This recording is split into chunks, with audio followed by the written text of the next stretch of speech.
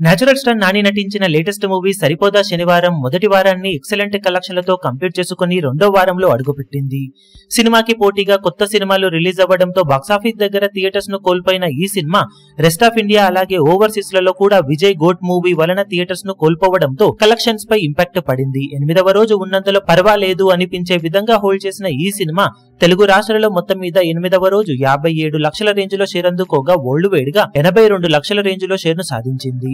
1.55 కోట్ల రేంజ్ దాకా గ్రాస్ ను వసూలు చేసింది ఈ సినిమా. దాంతో టోటల్ గా 8 రోజుల్లో వరల్డ్ వైడ్ గా సినిమా సాధించిన కలెక్షన్లను గమనిస్తే నైజాం లో 10.82 కోట్లు, సీడెడ్ లో 2.98 కోట్లు, వైజాగ్ లో 2.79 కోట్లు, ఈస్ట్ లో 1.53 కోట్లు, వెస్ట్ లో 1.02 కోట్లు, గుంటూరులో 1.41 కోట్లు, కృష్ణాలో 1.42 కోట్లు, నెల్లూరులో 92 లక్షల వరకు షేర్ అందుకున్న ఈ సినిమా మొత్తం మీద తెలుగు రాష్ట్రాలలో 22.89 కోట్ల దాకా షేర్ ను, 37 కోట్ల దాకా గ్రాస్ ను అందుకుంది. Karnataka, Tamil, rest of India మొత్తం మీద కలుపుకొని 6 కోట్ల దాకా షేర్ ను, ఓవర్సీస్ లో 11 కోట్ల దాకా షేర్ అందుకున్న ఈ సినిమా వరల్డ్ వైడ్ గా 39.89 కోట్ల దాకా షేర్ ను, 73.4 కోట్ల దాకా గ్రాస్ ను అందుకొని బాక్సాఫీస్ దగ్గర 42 కోట్ల బ్రేక్ ఈవెన్ టార్గెట్ లో 95% వరకు రికవరీని సొంతం చేసుకుని క్లీన్ హిట్ కోసం మరో 2.11 కోట్ల షేర్ దూరంలో ఉంది.